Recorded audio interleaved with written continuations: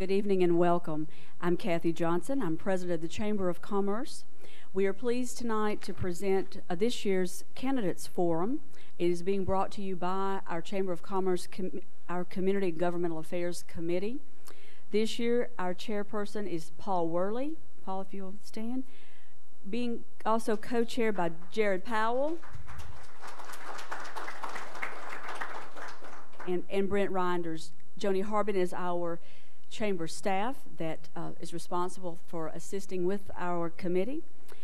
It is indeed our pleasure to have with us this evening Jesse Vaughn. He will serve as our moderator of this evening's event. Jesse, if I might impose upon you to restate the rules for this evening's Candidates Forum. Sure, Kathy, thank you. The Gordon County Chamber of Commerce meet the candidates event rules, and I think these have been in place at least since the year 2000, so they're pretty tried and true. Number one, no candidate substitutions will be permitted. Number two, no candidate will be allowed to question or direct comments towards his or her opponent. Number three, time will be called if a statement exceeds the time allotted, and that time allotted is 2 minutes for an opening statement and 2 minutes for each question response. No questions or comments will be taken from the audience. No posted signs will be allowed on the premises. Handouts of campaign literature will be permitted. No campaigning will be allowed inside the auditorium during the event. Personal attacks will not be tolerated. In each race, the order of candidate presentation will be by lot. The moderator reserves the right to disqualify any candidate for non-compliance with the stated rules, and participation will be denied to any candidate who has not checked in by 6 p.m. So with those rules in mind, we'll get underway, and our first race we'll be hearing from tonight is the only contested county school board race, and as our candidate that's here tonight, Mr. Alan Dutch, if he'll make his way up to the, I don't know, what do you call that, the table, it's not exactly a throne or anything, I'm not sure. But as Mr. Dutch is coming up, I will tell you that his opponent, Mrs. Stewart, had sent her regrets that she had a previous commitment through her church and could not be here tonight. We do have, I believe, some of the other candidates for Gordon County School Board seats here with us who have come through the primary and now are unopposed in the general election. And if you all will stand up and be recognized, Mr. Eddie Hall, Mr. Casey Smith, I thought I saw Casey, and Mr. Charlie Walraven.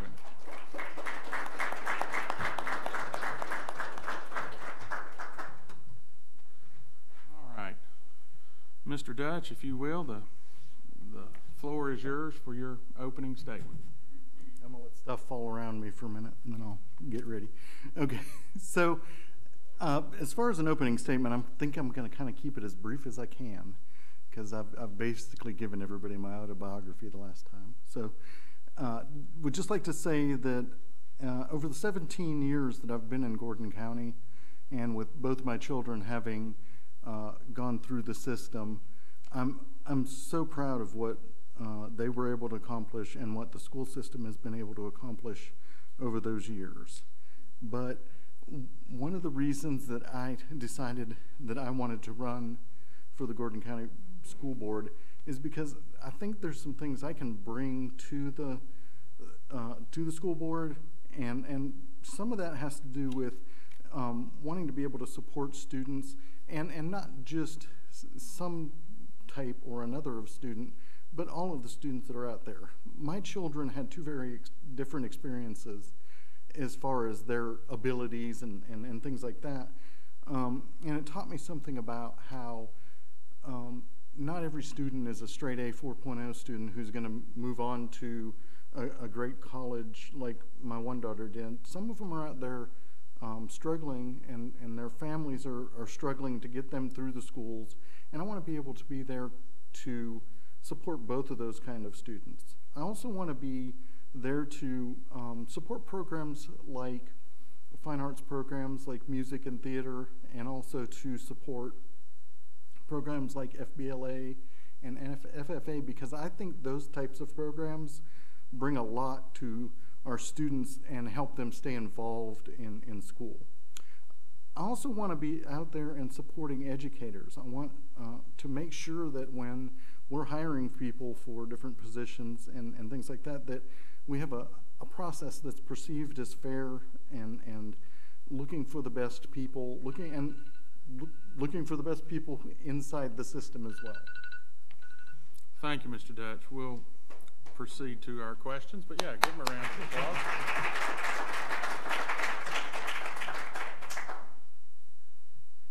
Yeah, he's got to sit up there all by himself, and I didn't even administer him an oath or anything. We're going to get out your high school yearbook here in a minute. I think the only thing will be brought out of that is sadness. Well, let's. If I remember correctly, Mr. Dutch, your profession is in education. Yeah, I'm a assistant professor at the Georgia Highlands College. This first question deals with alternative modes and models of education. Do you believe that such alternatives are an effective use of school funding, and do you believe that they produce positive results? What alternatives to the typical classroom model would you envision for the Gordon County schools?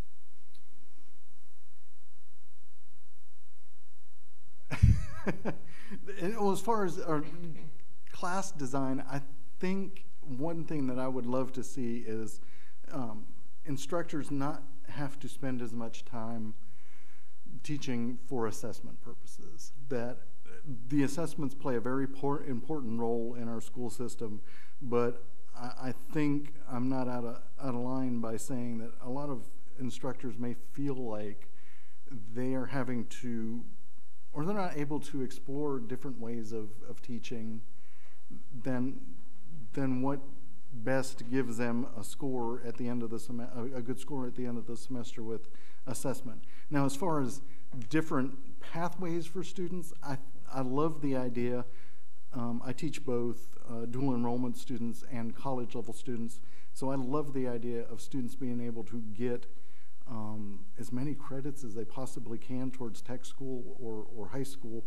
One of the things that I've been really impressed with, I also work in the Polk County system as a dual enrollment professor, is they're getting students through with both a high school degree and associate's degree at the same time. And I'd love for us to be able to do that. Not everybody's going to go to the University of Georgia or Yale or somewhere like that. Being able to get them into a 2-year college, finished with an associate's degree, or get them moved to a technical college that can get them out to work pretty quick is also a wonderful option for our students. And the students I've encountered in my dual enrollment classes have really impressed me. Okay, thank you. What is your position toward the county government's efforts to increase the Freeport tax exemption ultimately to 100% exemption for certain types of inventory? Now, right now, I believe it's at 80%. What's your thoughts on that, and what, if any, impact do you believe this will have on the county schools? And if a member of the county school board, how would you try to close that loss of funding? Well, that's always the struggle, isn't it? Because you want to encourage companies to come in and be a part of the community, raise the numbers, bring money into your property taxes, and build associations like the career academies with school systems as well. My thing is, I would always want to be looking at our sources of revenue. Are we cutting something that's maybe vital to part of our budget? If we're just gonna, I think it's very good to be business friendly, but I want to make sure that the school system would be getting something back from those businesses if they're going to be kind of taken out of the tax, the tax as that part of their payment of taxes. Is there a way they can contribute back to the school system that would help all of this and help the budget not just disappear because of a large or a percentage of the income that we have from those levied taxes not being there. So I think, you know, you always want to be working, and I think that's one of the amazing things about the career academies. You want to be working with businesses to get your students out and educated and ready to work in the businesses that are in your county. So I'd always be in support of having the businesses much more involved. But I would want to be careful that we're not giving up a source of revenue that we can't recoup somewhere. Thank you. Last question. Okay. What is your position on the new policy adopted by the Gordon County School Board concerning the arming of some teachers and administrators? If you support it, then why? If you oppose it, then why? Okay, okay, so first of all, I'm a gun owner. So my opinion about this policy doesn't come out of any level of fear of people owning guns or having guns. But I worry about arming faculty, and I worry about not looking at other ways to help security measures, because my concern is, and I think this is a concern that has been voiced by other associations, national associations, and actually I found my card, which was American Pediatric Surgical Association, and even more importantly, the National Association of School Resource Officers, have both said that in a volatile situation, maybe we don't want to add extra guns. That means that sheriff's officers or SWAT team members have to come in and decide who is the person that needs to be stopped. I also don't know that I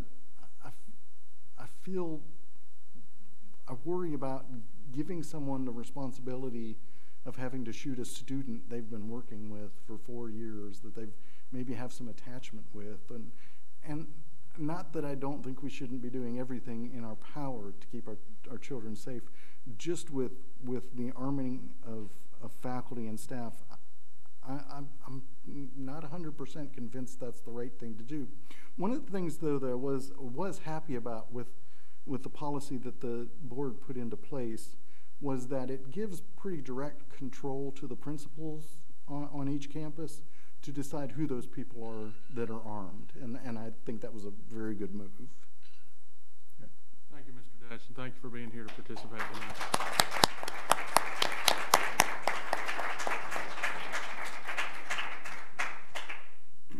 You have 2 minutes to give a closing statement. All right. I think I'll just finish where I left off. Sure, that's fine. Okay. So one of the concerns that I've heard from faculty members and former administrators, folks like that, is that we don't run off very qualified people that are here in the county by not having a hiring process that may be fair, but I believe sometimes there's a perception that there's not a fairness in the hiring practices, so I'd like to see that looked at. I'd also like to see active governance boards so that parents inside things like the PTAs or PTOs and also in the governance boards feel like they have more say in what's going on. And honestly, from my perspective, transparency in the budgeting doesn't just mean we're doing the right things with the money. It also means that when we're making decisions about money, we're being as upfront and showing people how this money is being spent and what we think needs to be done with it. And sometimes I've been on the vestry at my church, and sometimes you can look at those budget pages and it just doesn't tell you anything other than there's a bunch of numbers there. I'd love for us to be able to help people understand in the community how that money is being spent inside the school board system. And I just wanted to thank all of the faculty members and the administrators and citizens that I've been talking to over the past 4 or 5 months now, they've all had some very big concerns and have done a wonderful job of letting me know that, you know, how much it's important to know and understand what's going on out in the community so that I can kind of help all of those people. So, thank you. Thank you, Mr. Davis.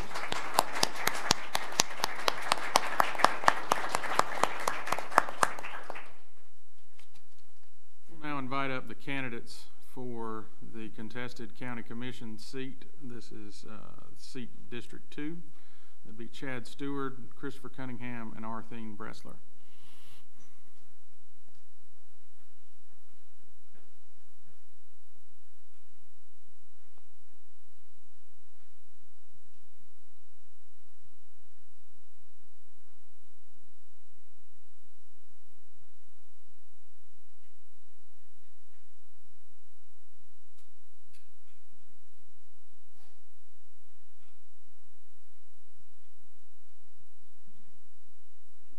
I can tell you that this race posed a new challenge for us.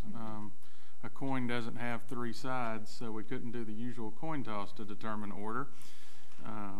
So we have decided that we will go by alphabetical order using last names. So Ms. Bressler will be first with her opening statement, then Mr. Cunningham, and then Mr. Stewart. And then the first question will go to Ms. Bressler. Whenever you're ready, Ms. Bressler. Thank you, and thank all of you for being here tonight. This is incredibly important that you come and listen to what everybody has to say. Some of you know from last time that my major was psychology, and this is the industry, let's say, that I worked in for 30 years. And along with that, 22 years of volunteer service to school boards, individual schools, determining whether to teach this course, to take this textbook, what was my opinion of this, what was my opinion of that, and enjoyed every moment of it while my 3 children are coming up through school. I've always been fascinated by science. I was raised by a family that had traditional values and how to work with people, knowing neighbors, meeting people easily without judgment, being kind, compassionate, empathetic, a good listener, helping others, spend time volunteering with groups, doing great things, staying informed, etc., etc. So over the years, as I was a young child, I was asking why this and how that, and my family graciously put up with all my questions. Well, that never changed. I still ask a lot of questions after all the years of working with groups, doing all kinds of things. I really feel that we have a great county here, but I think it can be better. I think some of my abilities can, and new vision could improve that. The question again is always money. It doesn't necessarily mean more money. It might be redistributing the money in different ways to handle different programs that I'd like to see here. And the commission is responsible for just about everything in the county. It blew me away. The deeper I get, I go, oh my gosh, they do that too. Everything is county, county, county. But I do feel,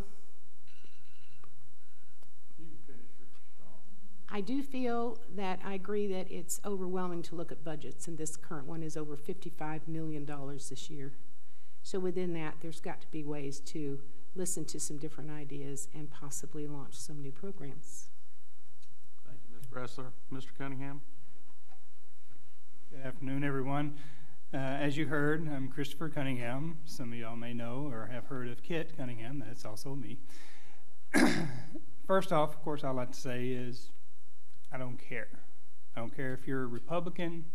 I don't care if you're a Democrat. It makes no matter to me. What I do care about is the people of Gordon County. I was in the Marines, went around the world and everything, and I chose to come back here because this is where my heart is. This is where I grew up. This is the place I love the most.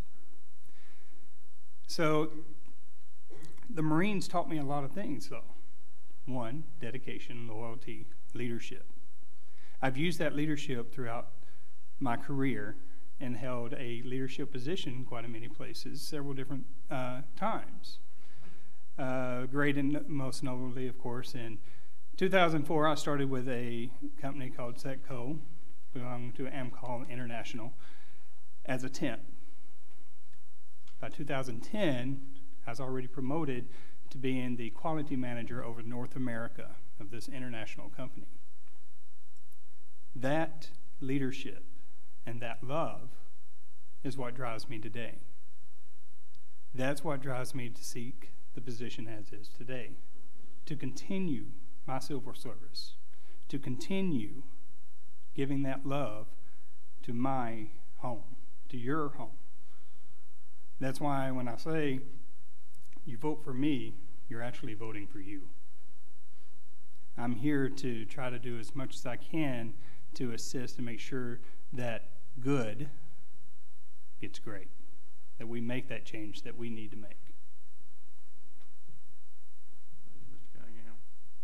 Mr. Stewart? I'll try to get all this fit into 2 minutes. So. Well, you'll have 2 minutes at the end, too. You'll have 2 minutes at the end, too. All right, good deal. All right, my name is Chad Stewart, and I serve you as one of your Gordon County Commissioners. I'm married to the former Michelle Blackstock. We have 2 boys. Cade's 15, Layton is 11. I'm a member of South Calhoun Baptist Church that's on the corner of River and Pine. I'm a graduate of Gordon Central High School. I have a college degree, a graduate of the Georgia Academy of Economics. I'm the graduate of Chamber of Commerce, Calhoun-Gordon County Leadership. I'm an ACCG Certified County Commissioner. I'm an ACCG, have a specialty certification in County Revenue and Finance. I have 8 years of experience on the local school board. I have 7+ years of experience as a county commissioner. I'm employed by Southeastern Freight Lines, where I'm a P&D supervisor. I am the chairman of the Gordon County Finance Committee. I have 5+ years of experience on the Chamber of Commerce Development Authority Board. And I'm also on the board of directors for the College and Career Academy. While serving on our board, our last 5 major projects were all local contractors. Georgia Chambers Resource Center, Moman Construction. Our parking deck, Fox and Brindle. Redbud Fire Station, Calhoun Construction. Our BB&T building that's now the Government Plaza is Moman Construction. Our new animal shelter that will be finished within a few weeks is Moman Construction. I also believe in promoting qualified county employees wherever we have the opportunity to do so. Jim Ledbetter was our county attorney. He's now our county administrator. Steve Paris, longtime county road employee, is now the head of our road department. Doug Ralston, longtime county fire department employee, is now our fire chief. Our new EMA director is Courtney Taylor, local. We have taken the rollback millage rate the last 3 years and now have the lowest millage rate we have had in 5 years. While obtaining this goal, we were able to provide our employees with a 2% pay increase the last 3 years and with no increase to the health care premiums. I ask you, the citizens of Gordon County, to let me use my experience and knowledge I have obtained in keeping business-minded decisions and assist in moving our county forward. Again, my name is Chad Stewart. Thank you, Mr. Stewart. Ms. Bressler, we'll start with you and go in the same order for this first question. What is your position concerning the current 80% rate of the Freeport exemption in Gordon County? How do you think that the County Commission should proceed? Increase the amount of the exemption, decrease the amount of the exemption, or leave it the same, and why? I think the commission should decrease it, at least somewhat. Again, money is always the problem, but looking at budgets and redistributing can sometimes show up ways that monies can be saved that otherwise wouldn't be necessary. I also think that if an industry wants to come to this county, they should be able to work around with some kind of reduction, but not that much, because we do need those additional tax monies coming in to improve other things. And without it, we just may not have enough tax monies to cover it. Thank you, Ms. Bressler. Same question to you, Mr. Cunningham. Well, as stated, of course, you definitely need that income coming in. Should we increase it to 100%? It's tax-free, but basically when you look at it, that's also more jobs coming in. More jobs also means the people around here are going to have more money. More money that they're going to have, the more that they'll spend out there. when you're looking at your income, the one that is fair for everyone, that everyone's going to pay, is sales tax. So again, that's more money coming into our economy, and that indirectly instead of directly coming from the Freeport tax. Is it a great idea, again, to do 100%? I don't believe so. There is a cost of business that should be there. Currently at 80%, I do believe that it's actually a good, fair amount, but apparently there has been research and everything, and that would back up maybe increasing it to 100%. I would have to take a look at that to give a good, fair assessment exactly of what's going on and where the alternative monies was already being planned to come from. Thank you, Mr. Cunningham. Mr. Stewart, same question. We've made a verbal agreement with the businesses and industries in this community to go up to 100% Freeport. When we first started, we were at 20 with 2 of the levels and 40 with 1 level, because there is 3 levels of Freeport. When we increased to 40 with the city, where this is joint between us and Calhoun City, we retained 300 jobs at one of our major industries and increased 60 jobs at that same industry. The counties that surround us, Floyd, Bartow, Whitfield, they're all at 100% Freeport. And there's a map, as Miss Kathy here with the chamber knows, that when they look at that map, they see which counties have 100% Freeport. When they look at that map and they see that we're not at 100%, they're going to go to the west, they're going to go to the north, they're going to go south. Why wouldn't a business or industry go somewhere else just a few miles down the road to save thousands of dollars? Now, we've had to do this in 20% increments because that's how you have to do that with Freeport. Now, you could do 20, 40, 60, but we had to do it every other year, and that's what we agreed to with the businesses. We made that promise so they would know that we're going to do that, and we've kept that promise, and the businesses have stayed. Now, if you don't attract new business and industry, you can't grow your tax base. And if you lose those existing business and industries, there hardly is no tax base other than your residential areas, your homes. So it's grow the industry and business, bring more tax base in, or all businesses and industries leave, they don't come in, we put all the burden on the homeowners. And that's not what the Board of Commissioners wants. We want economic development, we want to grow industry. So that's why we made the promise with the city to increase to 100% to attract those businesses and industries into our area. Thank you, Mr. Stewart. All right, Mr. Cunningham, you'll start with this next question. With the opening of the Appalachian Regional Port in Murray County in just recent days, what is your vision for taking advantage of Gordon County's proximity to this new hub of commerce? And what steps should Gordon County government take to prepare for these opportunities? Some of the preparation, I think, has already started. As Chad was just saying, it was going up to 100% Freeport. Of course, that opens up for more businesses wanting to come here, and they can also take advantage of the additional throughputs, et cetera. It gives a wider base. And again, following along with the way that, say, Whitfield County has done, is also improving our roads and making sure that we can take the additional traffic, making sure that we're prepared to actually be able, not only for the business, but actually prepared for the traffic that comes along with the business. So not only do would have to make sure we have the open land, have the economic structure set up, such as, say, the Freeport tax, but also for the support for that. So we have to make sure that, again, our roads can take it, that we are set up to actually be able to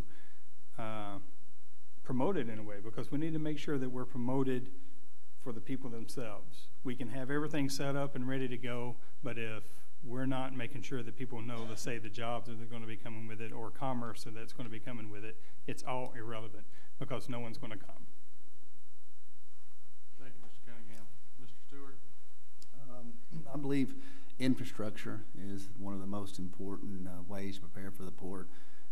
As you can see with what the state's been doing here in Gordon County with our bypass, different ways to go around 53 to take traffic off that, our new exit ramps that we have some of the most exit ramps that most counties do off of I-75.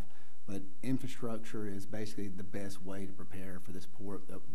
Basically, that port's going to bring a lot of freight in here, and that freight's going to have to be dispersed with tractor trailer. So infrastructure is the way I think that we can really capitalize on that. And as Mr. Cunningham said, with our Freeport, it's a lot of warehousing. A lot of that port may bring in a lot of freight that may come into Gordon County when we hit that 100%. Some will come now, more will come when we're at 100%, but we can compete with the rest of the counties that are around us. Thank you, Mr. Stewart. Ms. Bressler? In my opinion, I've had calls from people that are saying they're tired of all the industry now. They're tired of all the road work. They want to save the green. They want to see farms. Agricultural people are tired of the trucks up and down the highways, tearing up the roads, which is more expensive to fix and keep repairing. I would say at this point it would depend on what kind of business this would involve. Is this introducing smaller businesses in the county, or is this for standing industries already here, or what? But I'm going to hold with my reducing the amount of the taxes anyway. I think there's a better way we can work our taxes. Okay. Thank you, Ms. Bressler. This last question will start with you, Mr. Stewart. There are projects that have been approved on previous SPLOST lists that have not been built, even though funding has been collected through the SPLOST. Courthouse renovations, the new health department facility. What is your position on financing these projects through the SPLOST, and would you be in favor of tax anticipation bond financing that would allow projects to go forward while the money is collected? What we do as a board, we collect all of the monies and then we start a project. We don't like to have any kind of financing. We don't like to cost the county citizens any more money than the sales tax that we're getting off the SPLOST. The SPLOST is the most fairest way to tax. All citizens have to pay, not just homeowners. Anyone that buys here in this county, plus the 40% of individuals that don't live here in this county that come here to shop. So the SPLOST is one of the best things that's ever happened to Gordon County. It's made us able to have a parking deck a lot better than our first parking deck when SPLOST wasn't available. And it wasn't the fault of the other gentleman that had that parking deck built, but there was no SPLOST, so they had to do the best they could do. The jail that we had before in the past that used to flood, it was basically at capacity when it was built. We didn't have SPLOST, but now we do, and we have a jail that's a very, very nice judicial complex. But that's how we do as a board now. We collect monies, and then after we collect the monies, then we do the projects. Right now, we're about to finish the animal shelter. With the health department, we have bought the DNR property that's behind the health department. I believe it's for a total of $10, and we've tore down the DNR buildings they used to have in the back. We're going to build back there so we can keep our health department open to serve all the citizens of Gordon County. And then we'll build the health department back there, use the front for parking. So, and then after that, we will get started on our courthouse, or probably the health department and the courthouse will be going on simultaneously. Okay. Thank you, Mr. Stewart. Ms. Bressler? I'm sorry, would you repeat the question? Sure, sure. There are projects that have been approved on previous SPLOST lists that have not been built, even though funding's been collected through the SPLOST, such as courthouse renovations and the new health department facility. What is your position on financing these projects, and would you be in favor of tax anticipation bond financing that would allow projects to go forward while the money is being collected? I have believed in the SPLOST projects for many, many years. I think they're extra monies that add up quickly by everybody that buys in the county, people that stop by. I used to be a tourist coming through here too, and I like the way that works. Depending on what it would be applied to wouldn't have to depend on my answer. Tax bond issue might kick some things off earlier. I understand not wanting to take loans against it, but when it comes to getting a mental health building operational and expanded as soon as possible, I'm for whatever means it takes to kick that off and get it up and going. Thank you, Ms. Bressler. Mr. Cunningham? as I said before, the sales tax is definitely one of the fairest taxes there is. Everyone pays it, whether they're from here or not, whether they're a landowner or not. So the SPLOST is definitely great that we continue to collect the funds from there and the taxes and all. But as for the advanced bonding, no. Until you have the money, then you buy it.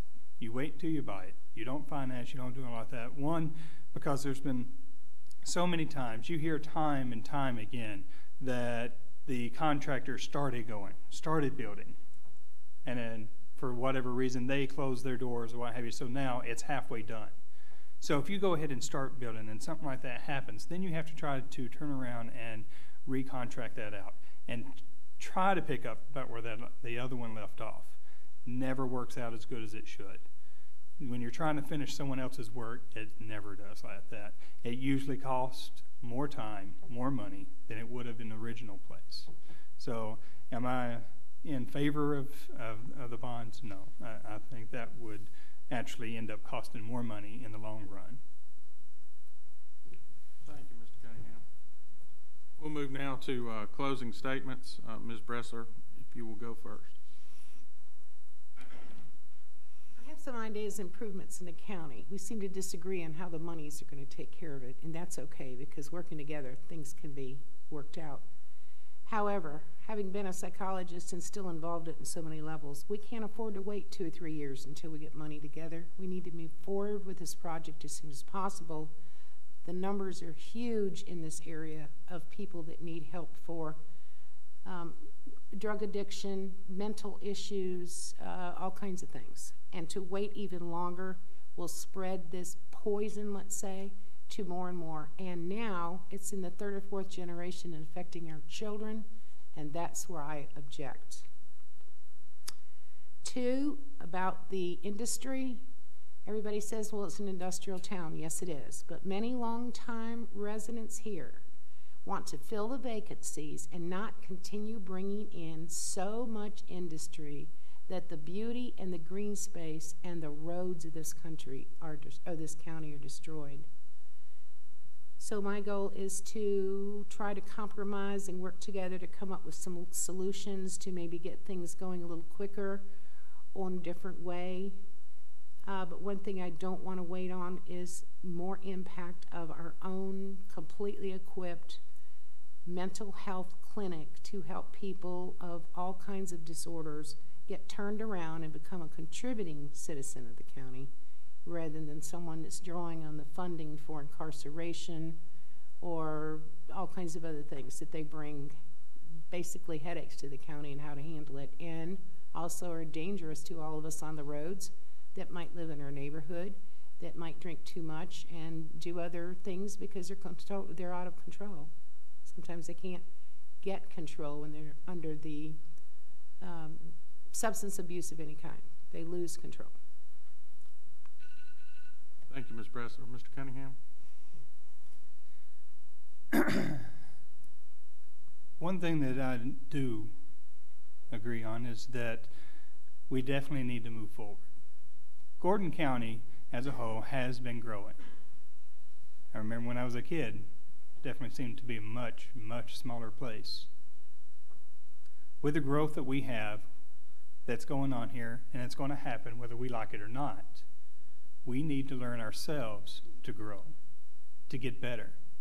But at the same time, we got to make sure that we don't get so involved and lose ourselves. Like I said, I love Gordon County. This is my home. I want to take care of it. Part of that, of course, is setting up a very good recycling programs. Keep trash out of the landfills. The landfills won't grow. Our property taxes their property values will actually go up because we're not expanding our landfill. We're not having to get another landfill. Several counties around us have a great recycling program. They can also be a source of income when we sell off that recyclable stuff. We have a chance to continue to get better, to continue to grow.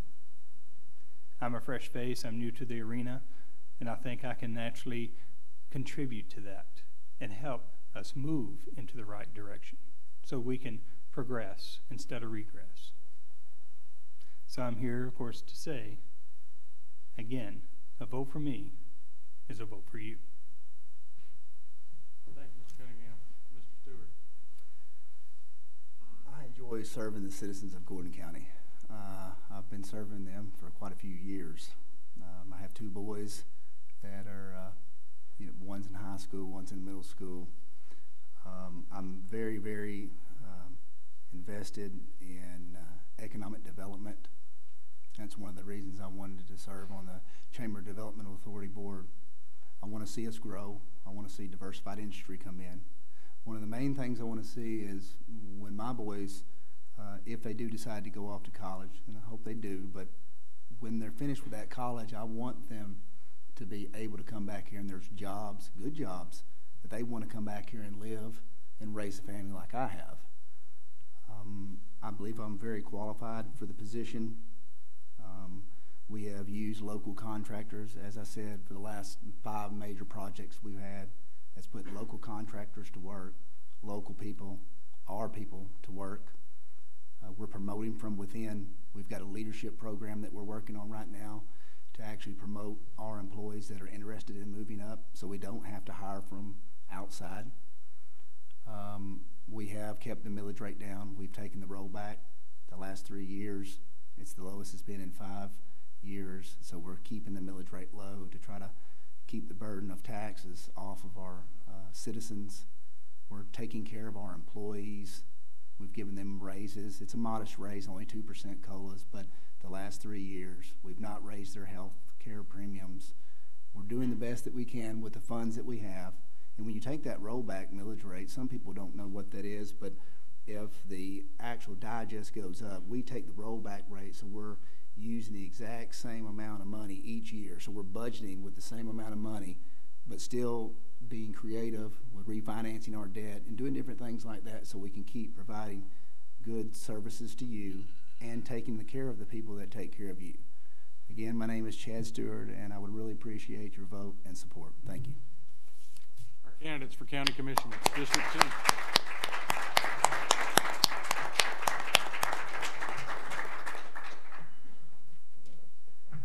At this time, I'd invite up Brian Rosser, who is candidate for State House District 5, and Lee Shiver, who is candidate for State House District 11.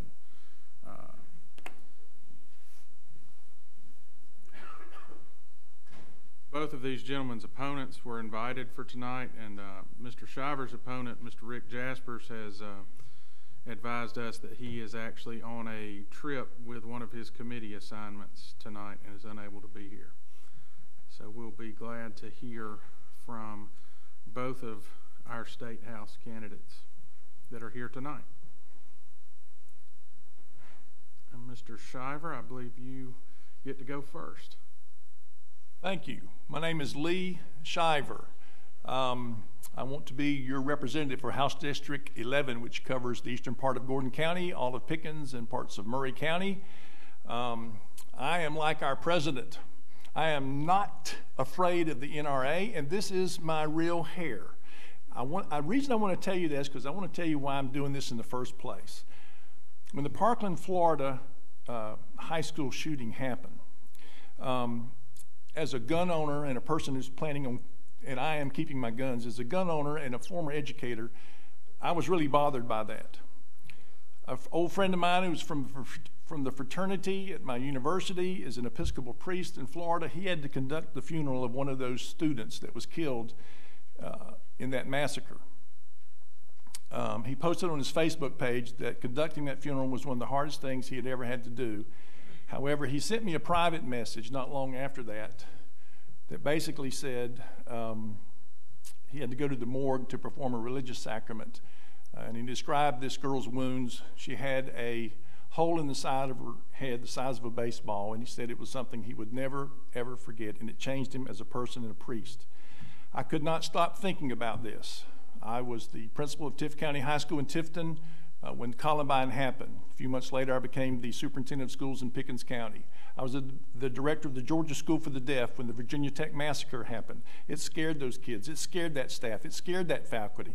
I worried about that. I was an elementary principal at the end of my career when the Sandy Hook Elementary School shooting happened. I could not stop thinking about these kids, so I tried to figure out what could we do, and I found out to my amazement that Georgia is way, way behind other states when it comes to common sense gun legislation, and I intend to do something about it if elected. I think we ought to have in place a waiting or cooling off period for gun purchases. We don't have that in Georgia. I believe we should be able to restrict magazine gun capacities to a maximum of 10 rounds, and I have a lot of other things too. Thank you. Thank you, Mr. Shiver. Mr. Rosser. Howdy, howdy. I'm Brian Rosser. Thank you to the Gordon County Chamber of Commerce for having me, and thank you all for being here. My name is Brian Rosser. I'm the Democratic nominee for Georgia House of Representatives in House District 5. We have been encouraged to discuss our qualifications in our opening statements. So I just want to tell you up front, I'm 29 years old. What qualifies me to be an elected official is not that I have lived the typical American middle class success story, and it's not major entrepreneurial or educational milestones. To me, it's that I'm a concerned citizen, and I do know a thing or two about how our government really works, what's really going on. And the only reason that I'm here is because most of our policymakers at every level of government and on both sides of the aisle retain their stations in government by effectively auctioning off the power of office to industry. And consequently, industry writes the legislation that we all have to adhere to. And they're, in a lot of cases, permitted to oversee their own oversight.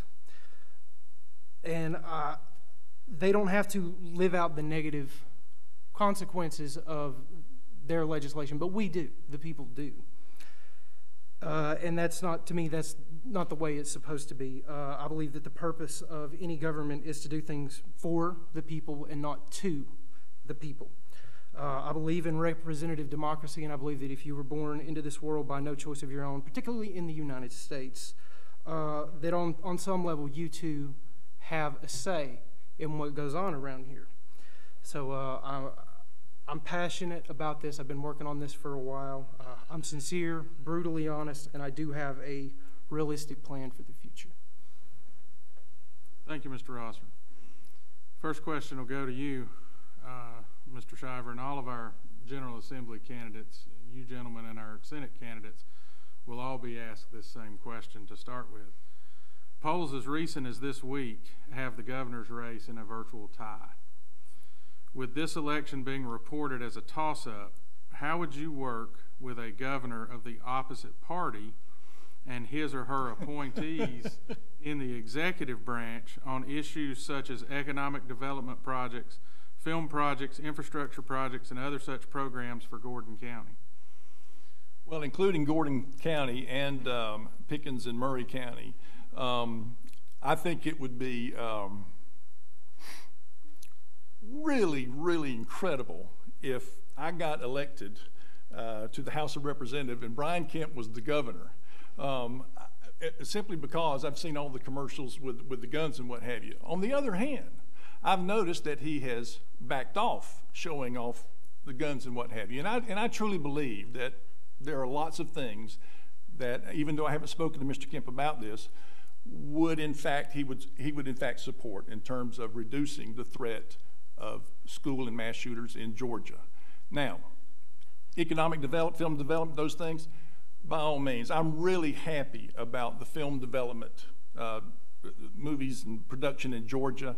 I think the more we can do to attract cleaner industry and even wonderful communities such as we have in Gordon and Murray and Pickens, I find that it is easy to support, along with economic development. There's a lot of economic development that has been proposed, and specifically, I would tell you that regard to the governor's agenda, either governor's agenda, I have my own concerns about the taxes and the tax rates. I think there are some pros and cons related to that I would like to see prioritized with regard to how we spend money on public schools and support for public education. I know that's important to both Abrams and Kemp, and I easily could get behind either one of them with regard to their plan for the future, because there's not a whole lot of difference in my book. Thank you, Mr. Shiver. Mr. Rosser, same question. Now, could you read it one more time? Sure. Polls as recent as this week have the governor's race in a virtual tie.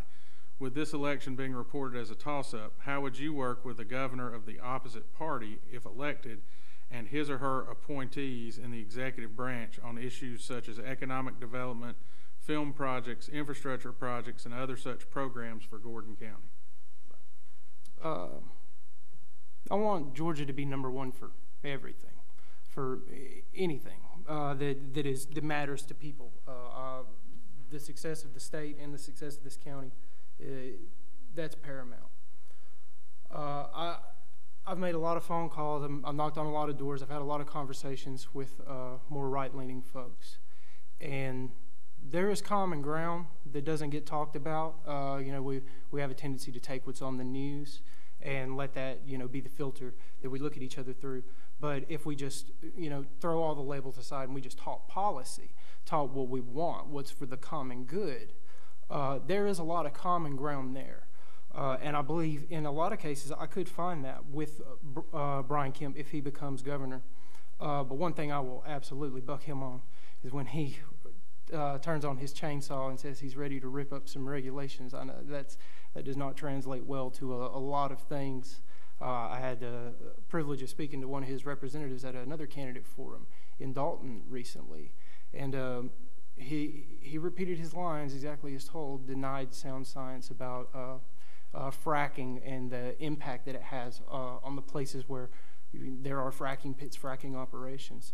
So to answer the question, where there is common ground, I'm thrilled to work together on anything where there's common ground that's for the good of the people.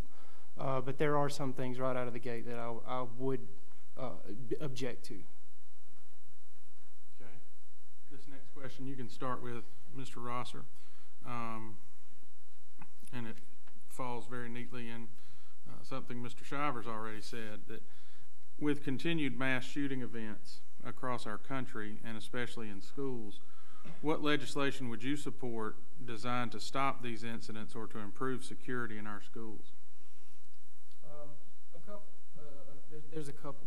The first one is that, you know, I'm a student at Dalton State, and after House Bill 280, I believe it was, passed, I objected to that, you know, there being concealed carry on the campus. And after a while of being there and seeing how that whole thing worked out, I just didn't really feel like there was anything to worry about. There wasn't really a time that I felt unsafe. But I think a big part of that is the stellar security at Dalton State. These people are quick to respond. They're professionals. So I think if we're going to do something about the threat of mass shootings in schools, we do need to have better security in our schools. We need to, you know, that's something we need to spend the money on. And if it's a lot of money, I understand, but that's the future. So the other thing that I would do is I believe in stopping the cycle of violence moving forward. So one thing that I advocate for is a tiered licensing system. You know, you can go and buy a small smart car, and that thing in the wrong hands, it's pretty dangerous. I would like for anyone that buys, you know, an AR-15 or a carbine of any kind, to be at least as responsible as you're expected to be with a vehicle with that same firearm. I believe that will instill a level of responsibility in people. Thank you, Mr. Rosser. Mr. Shiver.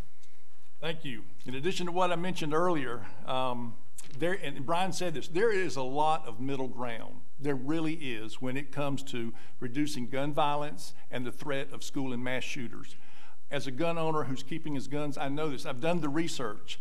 And it's troubling when you talk to people in a group about it, because privately, I hear from my Republican friends, I agree with you. there is a lot of middle ground. For example, in addition, Georgia does not have a waiting or cooling off period. Other states have restricted gun magazines to a maximum of 10 rounds. Other states have required background checks on every gun sale. Georgia does not. We could raise the minimum age to buy a semi-automatic rifle or a shotgun. Right now for a handgun it's 21, but a teenager can go buy a semi-automatic rifle and a 50-round magazine and return to school the same day. Pieces of legislation that most people would support. I think we should also prohibit domestic abusers and suspected terrorists from possessing guns. We can require unattended guns in homes to be kept in locked storage. Red flag laws have been enacted in other states in which a local judge can be given information that has a teenager or someone who is a threat to themselves or others that has access to firearms to provide a temporary restraining order. It happens. Other states are doing it. I certainly advocate banning the sale and possession of bump stocks. And I feel very strongly we should repeal Georgia's campus law, just as I feel strongly about not arming teachers. I've had to deal with some teachers that I would be, as a former principal or superintendent, I would be really, really concerned about them having access to a firearm in the school. Mr. Dutch outlined some reasons why. That is something we do not need to get to. I've been to the House study committees on school safety and the Senate study committees. They will not talk about guns. Thank you, Mr. Shiver. This question will start with you. Gordon County is not completely a rural county, and it's not exactly a suburban county either. We have a strong manufacturing and agricultural economy. However, issues that face both rural and suburban counties are coming home to roost here now. What steps would you take to help with issues such as the opioid addiction crisis, access to health care, and tax incentives to have medical professionals move to underserved and work in underserved areas? I certainly support tax incentives for medical professionals to move into underserved areas. That is something that's been happening across the country. Georgia is part of the opioid crisis. I do not understand why certain legislators accept donations from pharmaceutical manufacturers. I think every family that I know has someone that has some addiction issues. So when we're talking about what we can do, I think the things that we have to be focused on are the things that are in front of us now. We can get sidetracked on so many things. For example, guns, policies. But when we're thinking about what Brian referred to earlier as the common good, to me, it's something that I heard earlier in some remarks from some of the other candidates about how do you manage this? What's the importance of infrastructure, and how do we find those tax resources and revenues and balance them? I have experience with this as the former superintendent of Pickens. We went from rural to suburban starting in 1999. A friend of mine called it ruburban, which I thought was pretty good, but the issues of building schools, infrastructure, tax base, tax incentives, for businesses coming in is something I'm very, very familiar with. So I feel strongly that if elected and serving in the Georgia House, I can bring some of that experience there because I know what you're going through. We chose to move back to Pickens County, to retire back there because of how well they had handled their infrastructure issues, educational issues, some of their local tax issues. Now, that's not to say they don't have lots of interesting city council and county commission meetings, and because we have some very strong personalities in Pickens County, and you may not have those here, but they do in Murray County as well. Thank you, Mr. Shiver. Mr. Rosser, same question. That's a big question. Give me that one more time. Okay. I got a lot to say to that. Gordon County is not completely a rural county and not exactly a suburban county either. We have a strong manufacturing economy, but also an agricultural economy.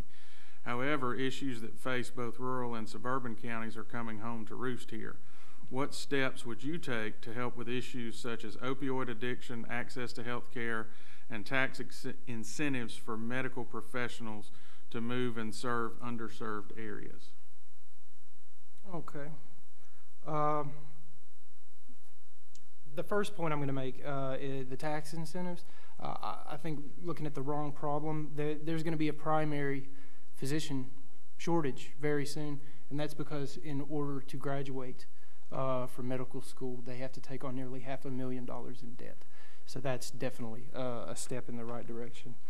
Onto the opioid issue. That's very near and dear to me.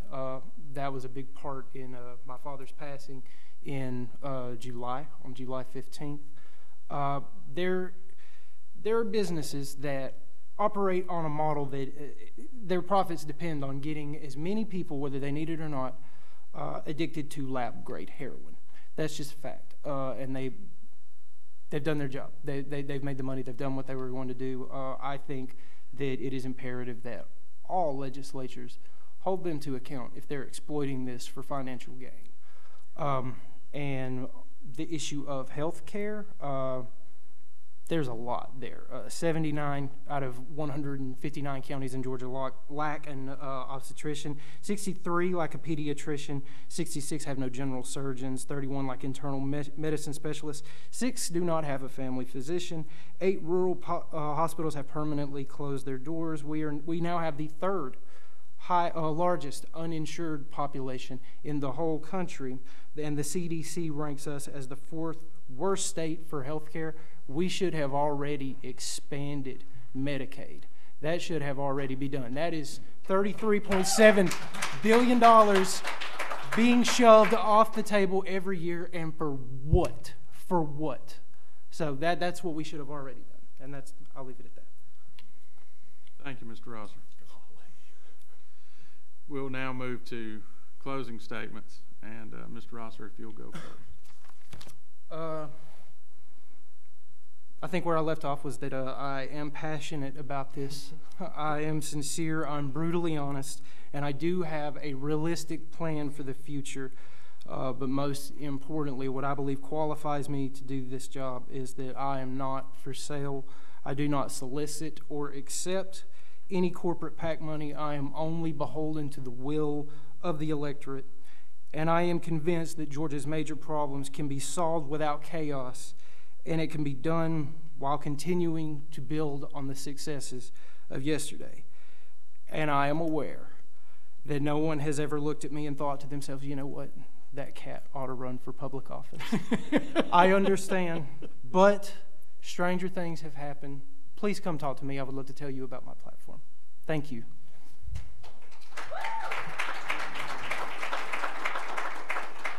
What he said.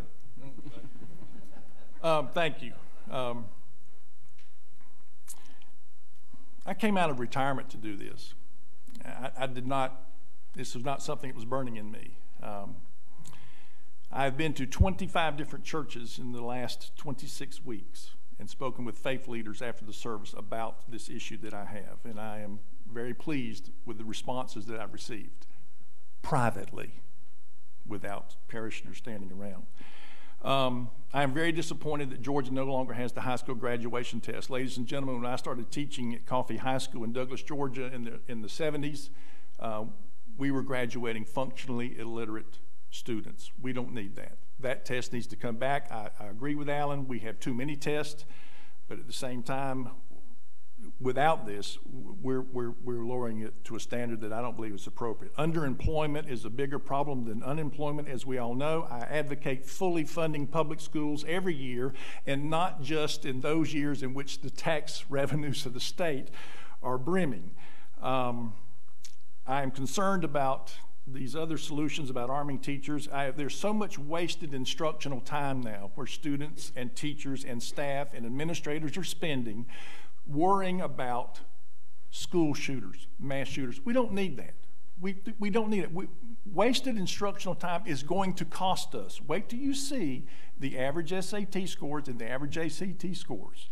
Wait till you see those, because it's having an impact, and we don't like to talk about it.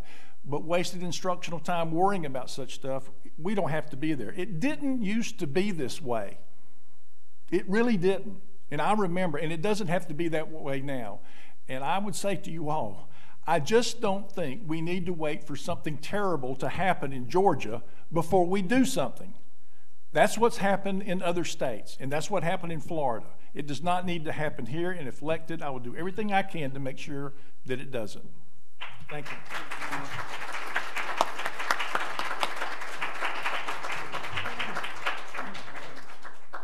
You're great.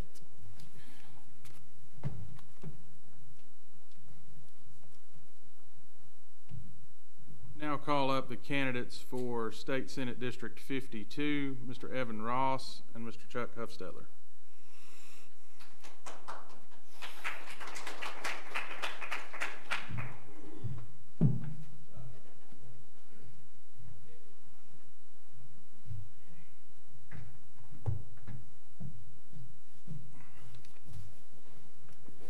Good, you ready? Yeah. All right.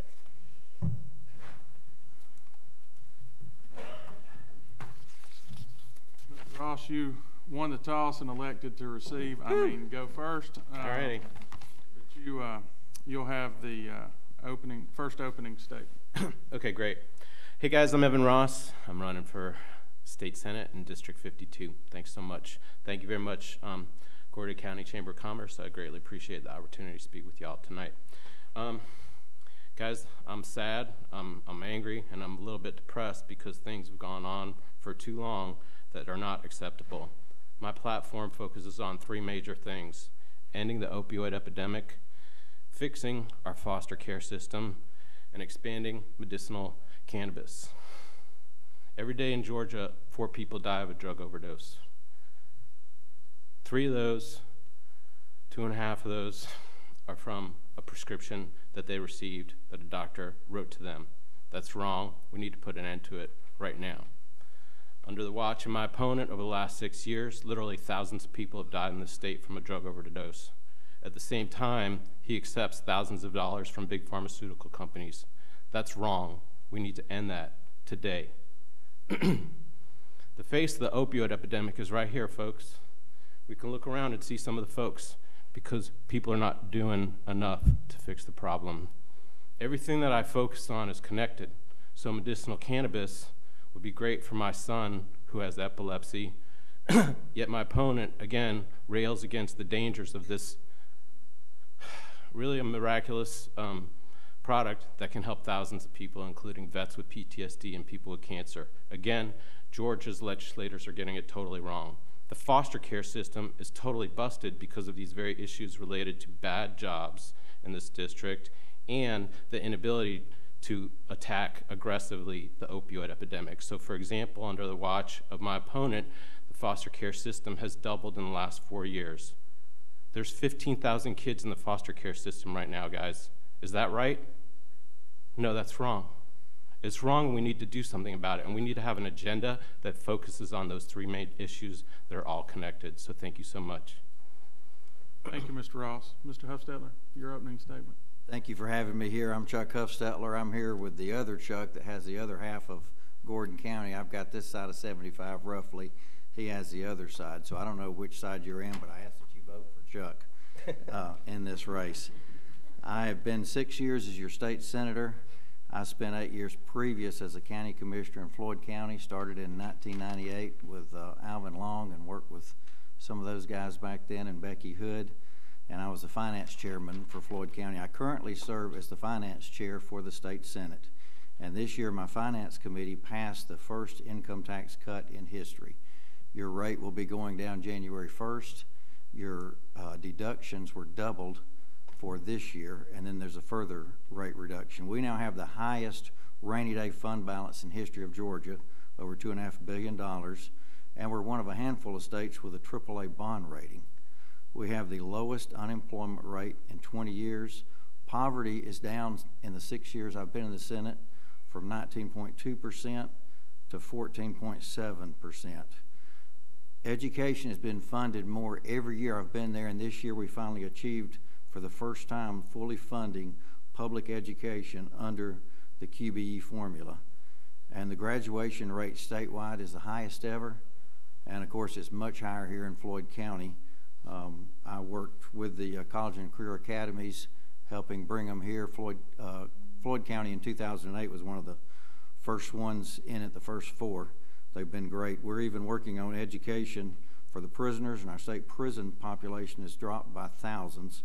Georgia is now the 9th largest economy in the country and the envy of the nation. Our pensions are some of the best funded, and I did serve 2 years as retirement chairman. I ask that you continue to let me serve as your state senator for 2 more years, and I do thank you for having me here for this forum. Thank you. Thank you, Mr. Huffstetler. First question will go to you, Mr. Huffstetler, and then Mr. Ross can follow with his answer. And it was the first question of the last group. Polls as recent as this week have the governor's race in a virtual tie.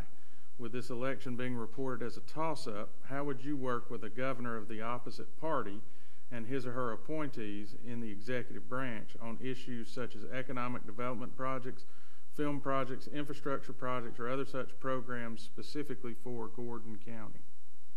Well, I certainly hope Brian Kemp is the victor in that, but you're right, it's a close race. I've worked well across the aisle.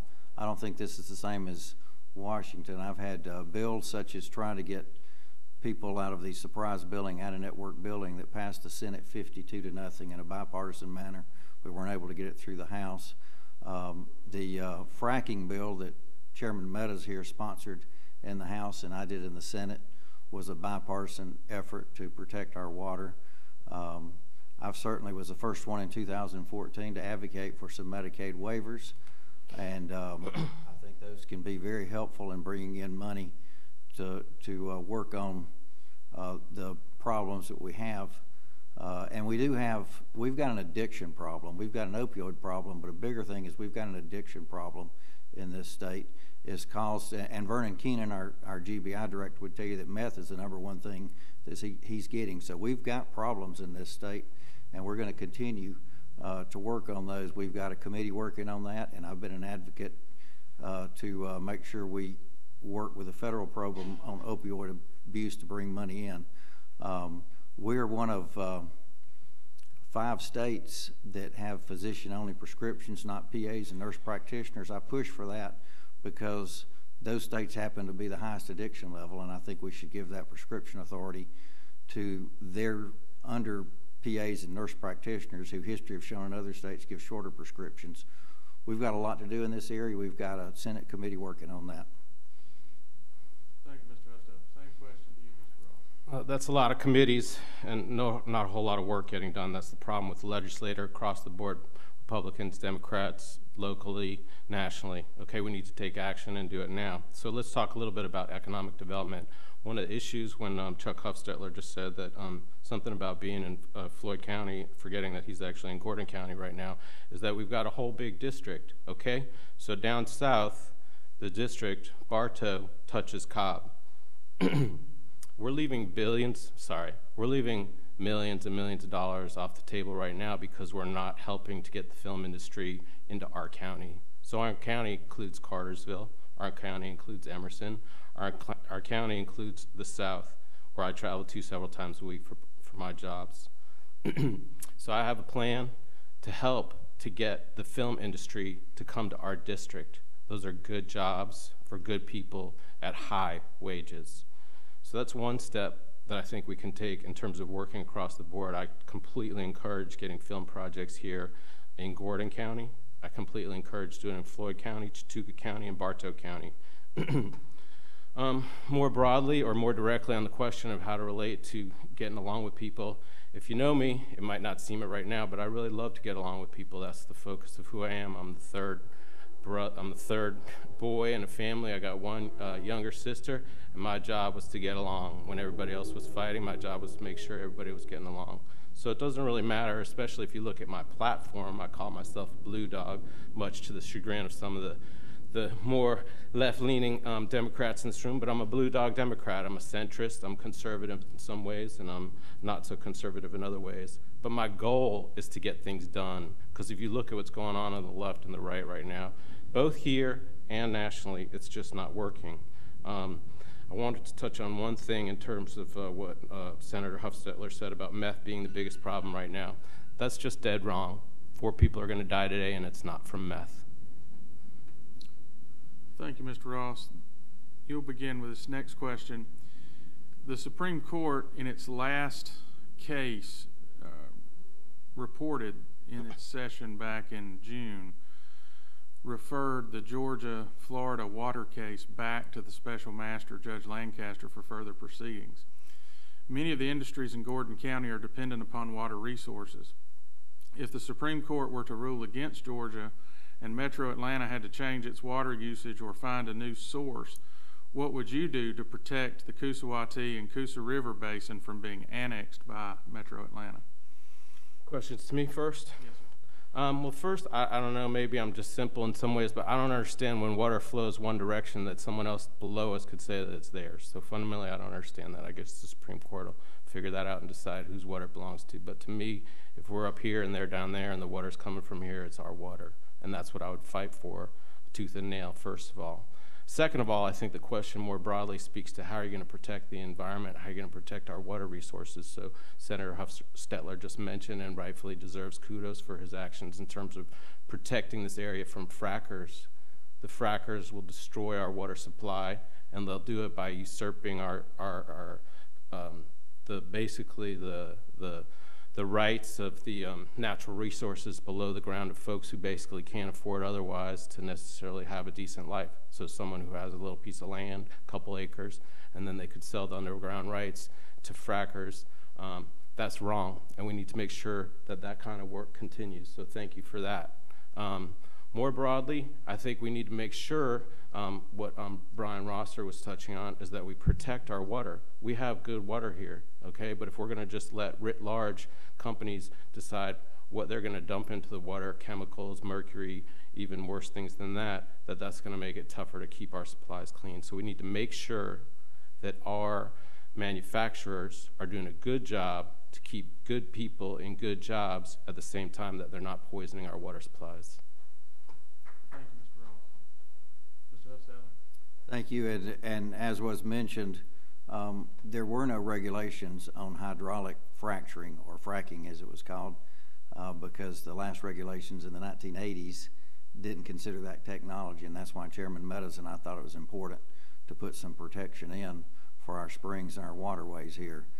We do have good water in this area. We've got abundant water.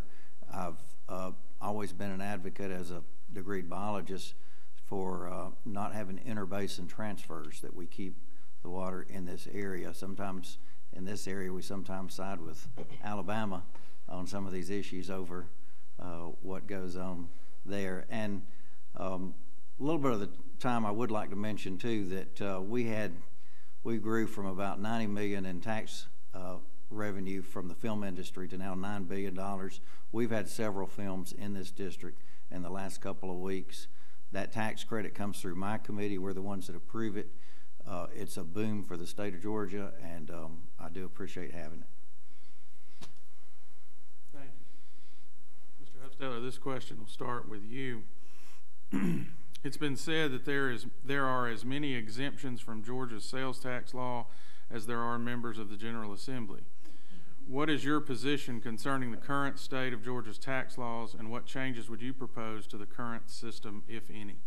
Well, one thing we did was we eliminated several exemptions this last year, and what we also have set up is a new process that I worked with Pew Institute on, where we will analyze those instead of just letting them stay in business. Everything goes through an analysis. We can't do them all in 1 year.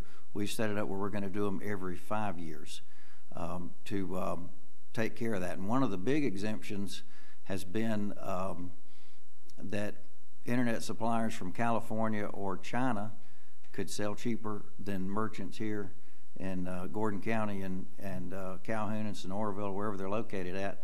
And we had legislation that we passed this year. I was the Senate sponsor that put regulations in place where we can now make that a level playing field.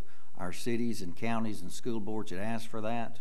It goes in effect January 1st, and there's going to be more local revenue, and it's going to mean that Broad Street businesses here or Wall Street businesses here have better competitive playing field to work with.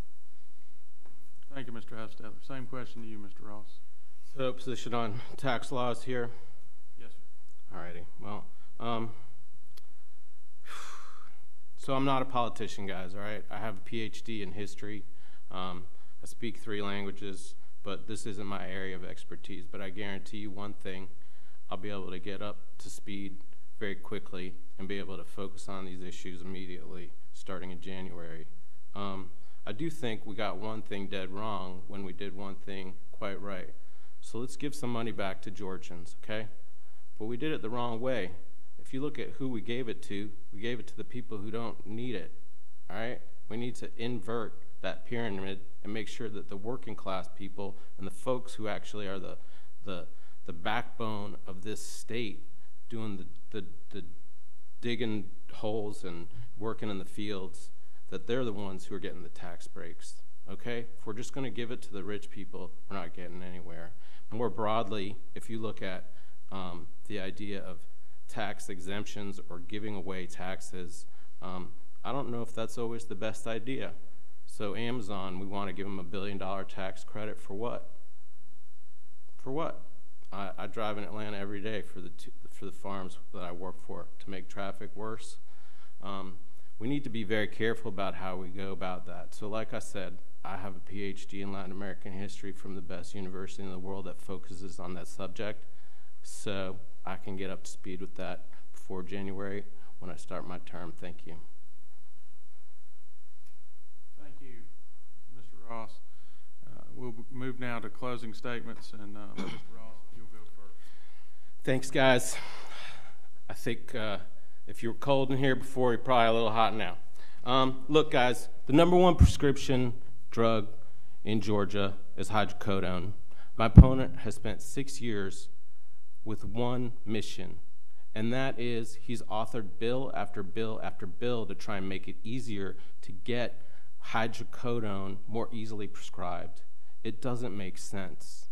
It just doesn't make sense. And to give you an idea of how much it just doesn't make sense is that right now we have a Republican legislature, we have a Republican Senate, we have a Republican governor, and just this past March, Governor Deal stated in vetoing Chuck Hufstetler's bill, his signature legislation over the last 6 years, that it's incongruent with what's going on in this state, that it doesn't make sense that at a time when we're focused so much on trying to fight the opioid epidemic, to make sure that less people die, not more people die, to make sure that less people have access to hydrocodone and Oxycontin, not more people have access to it, that this bill just doesn't make sense. Those are facts, okay? Just look up Senate Bill 125. Before that, you can look up his previous Senate bill, and before that, you can look up his previous Senate bill. It doesn't make sense, guys. It just doesn't make sense. So for the vets with PTSD, for the kids like my son who can benefit from medicinal cannabis, let's give people a chance for that, like states like Illinois and New York, where you can substitute a prescription for opioids for medicinal cannabis. Let's try that. When we focus on this very simple issue, we will save lives. When we focus on what's best for all Georgians, not just the people at the top, we will be a better state and we will be a better people. Thank you.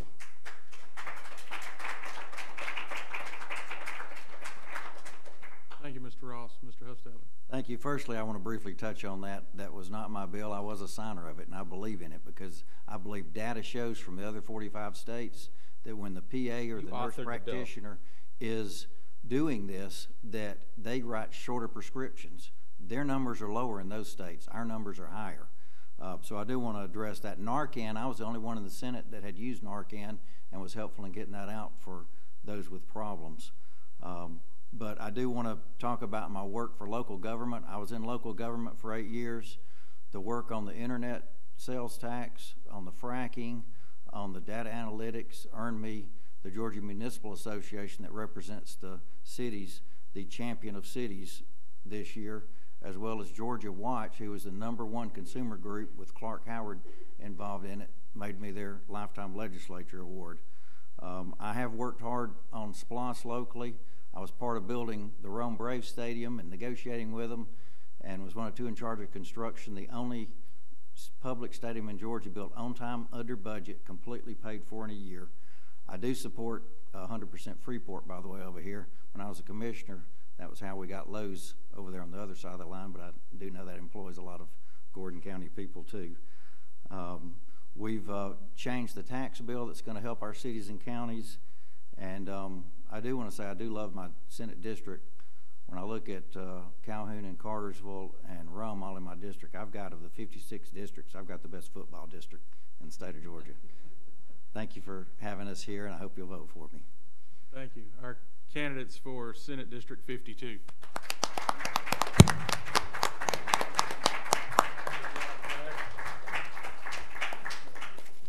Our last race tonight, the candidates for State Senate District 54, Mr. Chuck Payne and Mr. Michael Morgan.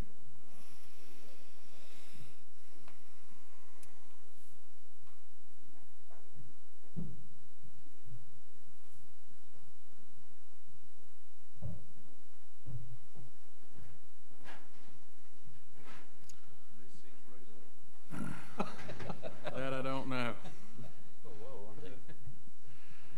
Mr. Morgan won the coin toss and elected to go second. So, Mr. Payne, if you'll lead us off with your opening statement. All right. Well, thank you. First of all, I want to thank you all for having us and doing this, because I believe information for voters is vital, and I truly believe that. And I've been working with civics and government and with kids for a long time, and just also really looking back at my own life and how those people that were around me when I was growing up as a kid, when I was 14 years old, I was already involved in politics, so to speak, because I was, my father was helping people who were running for office, and so I went just going to door when I was 14 years old, knocking on doors for Democrats then in Georgia, and so I've always been a kind of a middle of the road kind of guy to find out where's truth.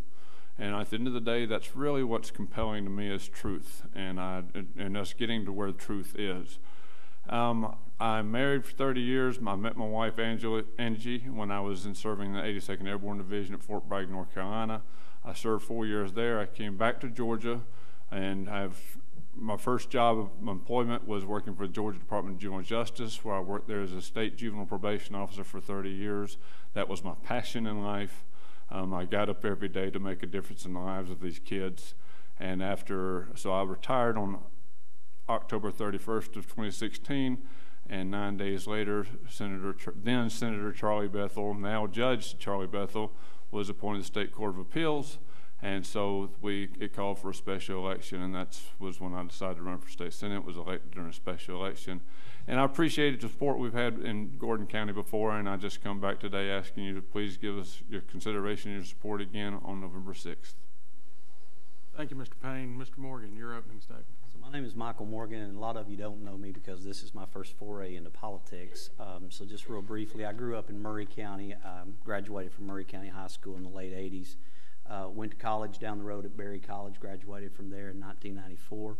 And like most people in Dalton, when I came home, I went into the carpet industry. Even though I had a degree in history and a degree in German, I went into the carpet industry. And I worked in the carpet industry until 2009. Particularly what I did at that point in time was I worked for the automotive industry. We made the mats that went into your cars. My part of it was I became an expert on extrusion and polymers, so I have a background in polymer chemistry. And of course, everybody remembers about 2008, 2009, that collapsed. And so during that time, I lost my job. And for about a year and a half, I was out of work. In 2010, through a stimulus program, I got a job with the Department of Family and Children's Services. And during that year that I was with the Department of Family and Children's Services, I learned exactly what the direct impact is of the food stamp and Medicaid programs. I saw that impact on a state and federal level, and what we do as leaders and as representatives, our influence on the people of Georgia. So that was only a part-time role, and in 2011 I got a position with a German company called Wacker Polysilicon, and I've held that role ever since. I am now a laboratory manager for that facility, and it is based in Charleston, Tennessee, which is just above Cleveland. As part of that role, I manage a multi-million-dollar budget, and I know we're supposed to talk about what qualifies us to be in this role. Well, I'm not a politician, never have been, but I do manage very large budgets, and I do work with a lot of people under high-pressure situations, and I think that qualifies me for this. And just so everyone understands, we are a raw material producer for the solar industry, so I'm a bit of an expert in green energy. Thank you, Mr. Morgan. Mr. Morgan, if you will start with this question. Same question of all the General Assembly candidates first. Polls as recent as this week show the governor's race in a tie. With this election being reported as a toss-up, how would you work with a governor of the opposite party and his or her appointees to the executive branch on issues such as economic development projects, film projects, infrastructure projects, and other such programs for Gordon County specifically? Well, I'm going to tell you, in this current atmosphere, we have become so partisan. You know, I'm supposed to hate Senator Payne, but that's the most ridiculous thing I've ever heard in my life. You know, I've talked to the man briefly. We met at a forum a couple of weeks ago. And, you know, when we stood there and talked, we're actually a lot closer on a lot of our values than we are farther apart. There's probably one or two things that we disagree on. And, you know, and that comes back to, I forget which candidate said it before, maybe Evan. I'm more of a blue dog Democrat. I'm kind of centrist. You know, I have some things that are progressive, but I have a lot of things that are more conservative, and that's just because I was raised by Republican parents. So for me, if Brian Kemp were to come to me, if I somehow won and he somehow won, if Brian Kemp were to come to me and he made good points, I'm going to concede the point. I mean, why wouldn't I? Why do I have to just hate Brian Kemp because he's a Republican? But at the same time, if he comes to me and my expertise is in green energy, and he comes to me with something, and I'm a chemist by trade, if he comes to me with something that I know is wrong, then I'm going to stand up and I'm going to hold my position. Doesn't mean that I have to hate him or that I have to oppose him on partisan grounds. It's because I know what's right. And if he's right, then I'm going to support him. If he's wrong, I'm going to tell him. Thank you, Mr. Morgan. Mr. Payne, same question. Could you repeat that question one more time? Sure. Polls show that the governor's race is in a virtual tie. With this election being reported as a toss-up, how would you work with a governor of the opposite party and his or her appointees in the executive branch on issues such as economic development projects, film projects, infrastructure projects, and other such programs for Gordon County specifically? Okay, well, I will just, but first of all, I'm a middle road kind of guy.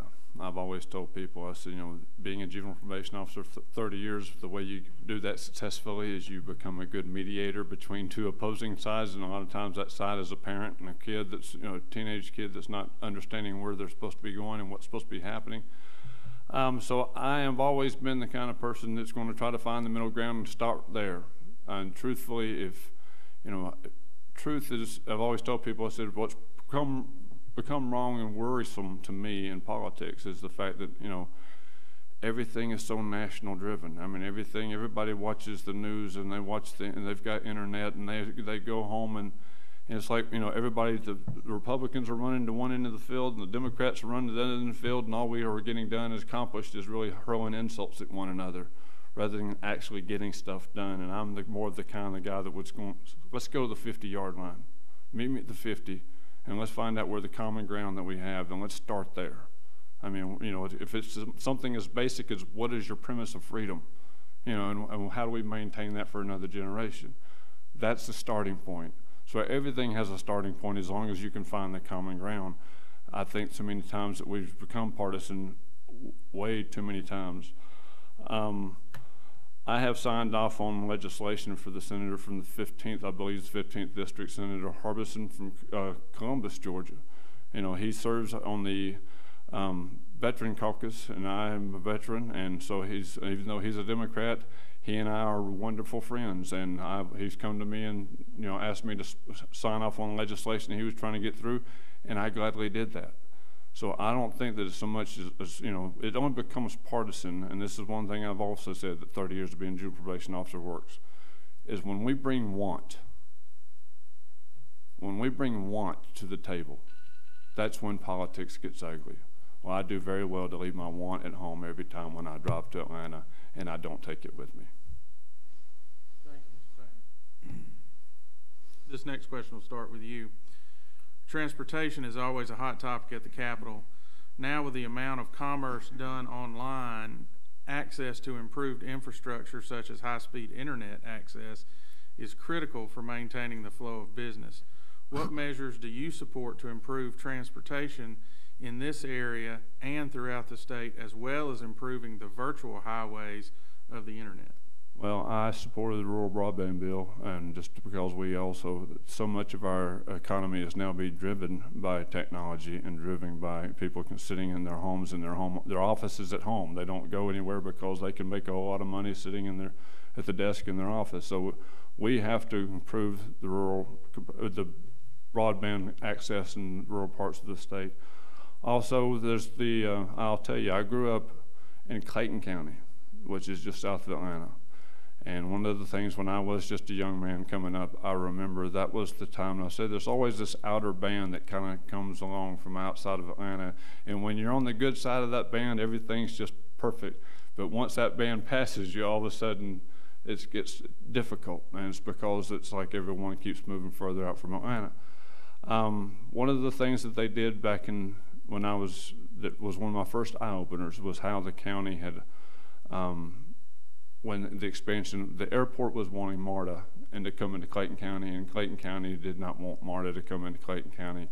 And so for many years, the voters kept turning it down. Every year it was on a referendum, and every year the voters turned it down. And eventually it passed. And along with a lot of other things that were going on there, there's a lot of poor decision-making and lawmakers that I felt like that Clayton County just flipped overnight, and just became and a few years later, they were losing their school's accreditation. And when I was in school there, it was one of the top counties in the state of Georgia for education. So I think it's just being smart, making sure that you're making sound decisions, not like I said, and the easiest way to do that is just leave your want at home and read the bills and make sure you go through them with a fine-tuned code. Thank you, Mr. Payne. Mr. Morgan? So I agree with the rural broadband bill. I live in a remote area of Whitfield County, where my broadband is limited, very limited. And so I actually, when I saw the introduction of the broadband bill, I was excited. Because for me, this is a necessity for people now, especially in rural areas where we're living in an age where you maybe don't get to a hospital so easily because it's so far away. So for me, that flow of information, the ability to connect with other people, that could possibly save a life if you have broadband. As far as the transportation needs, I'm in favor of the high-speed rail. I would like to see high-speed rail come from Chattanooga to Atlanta and come right through here, come right through Dalton. I've seen it firsthand. Like I said, I work with a German company, and I've lived over there for a year and a half. And high-speed rail, folks, is the future. You ought to see the movement there and the commerce that's created by high-speed rail.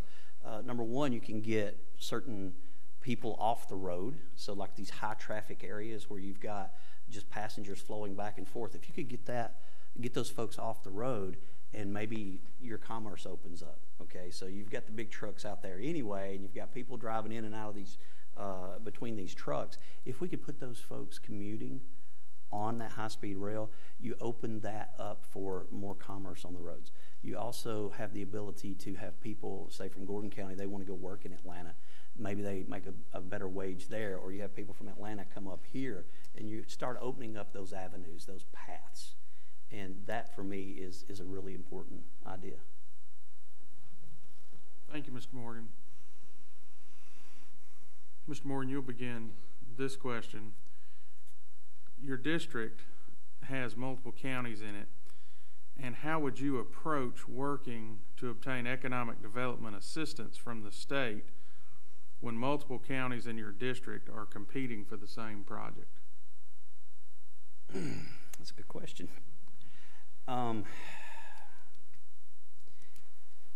It's a little bit more difficult, I think, for us because the part of Gordon County that we represent and the part of Pickens County that we represent, you're going to have a city like Dalton, maybe even a city like Chatsworth saying, hey, we want the lion's share, because they're going to say, hey, we're the bigger part of your district. Why are you not representing us?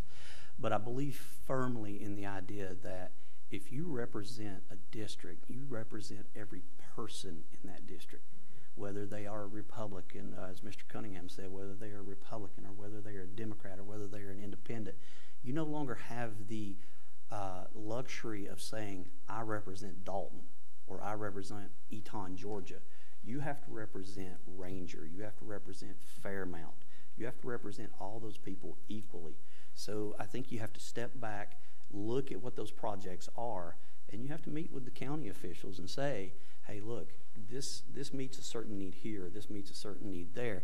And I think it's just like in our work day, sometimes you have to learn how to allocate resources to the proper place. Not every time is somebody going to be happy about that.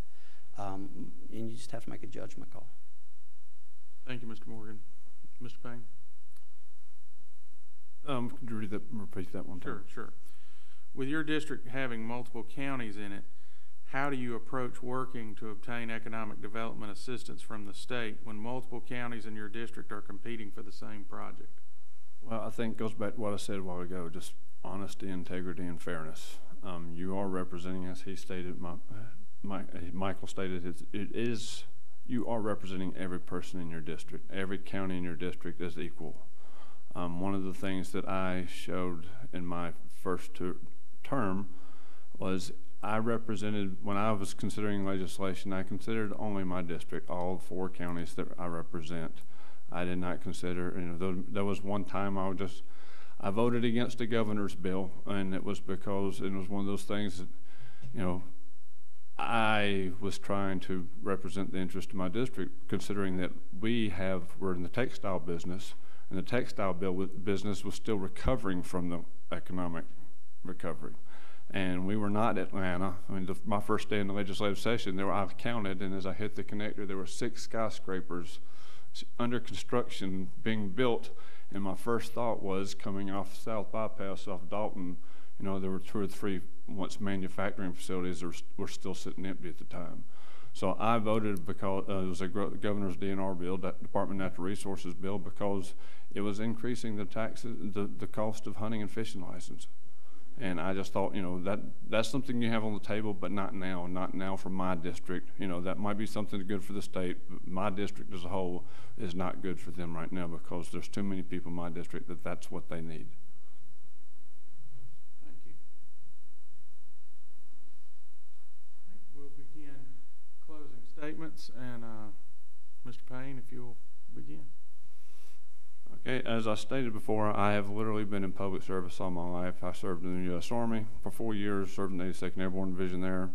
Like I said, I met my wife there. I met her, married her, came back to Georgia. We've been married for 30 years. We have 2 wonderful kids, Heather, who's 28 years old, who just got married 2 weeks ago, and my son's 21. I have an A+ rating from the Georgia Chamber of Commerce for the votes cast in my first term. I have a 100% rating from the Faith and Freedom Coalition of Georgia. I have been endorsed by the Georgia Life Alliance, endorsed by the Family Policy Alliance of Georgia, and I was also an alumni of the National Statesman Academy in Colorado. I currently serve as Secretary of the Senate Finance Committee, as a member of the Public Safety Committee, a member of the State and Local Government Operations Committee, and also a member of the State Institutions and Property.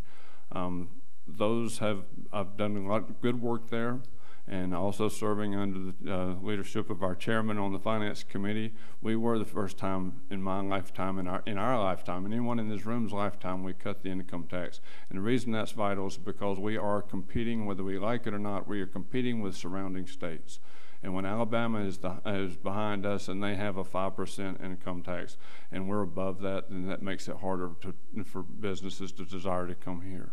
So for us to do things and work with common sense to reduce so that we can compete with these other states that some have no income tax. So that as long as we can find the common ground and work to a better tomorrow, I will always be that person, and I will always continue to work hard to do that. Thank you, Mr. Payne. Mr. Morgan? So I'm not a politician. Those of you that know me know that I'm running for one reason. I'm going to set all these aside. I'm going to tell you that reason. His name is Matthew Morgan. Matthew is autistic. He is the most incredible thing that has ever happened in my life because he taught me a new way to love. So I have 5 children, and I thought I'd figured out every way to love them all. And then Matthew came along. Now, Matthew is mostly nonverbal, okay? So Matthew doesn't have a voice. And we tout everything that's going right in Georgia. We tout everything that's going right in the United States. But Matthew has been left behind. Matthew has no voice in Atlanta or in Washington. He has been left behind in health care. He has been left behind in educational opportunities. He's been left behind across the board. The reason I decided to run is because our federal congressman, I was on a telephone town hall with him, and he told me that we needed to cure Matthew. You never tell an autism parent that you need to cure their child. Made me very angry. And so when I say that I'm not running against Senator Payne, I'm running for Matthew, because Matthew deserves a voice.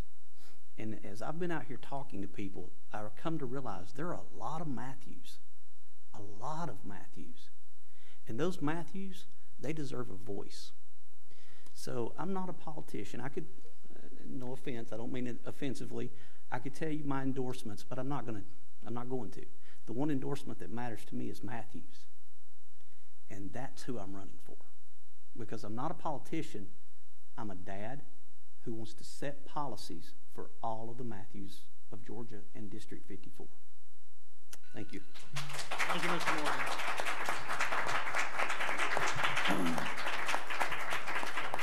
Thank you to our candidates from the Senate District 54 and all the candidates tonight. Let's give everyone a hand.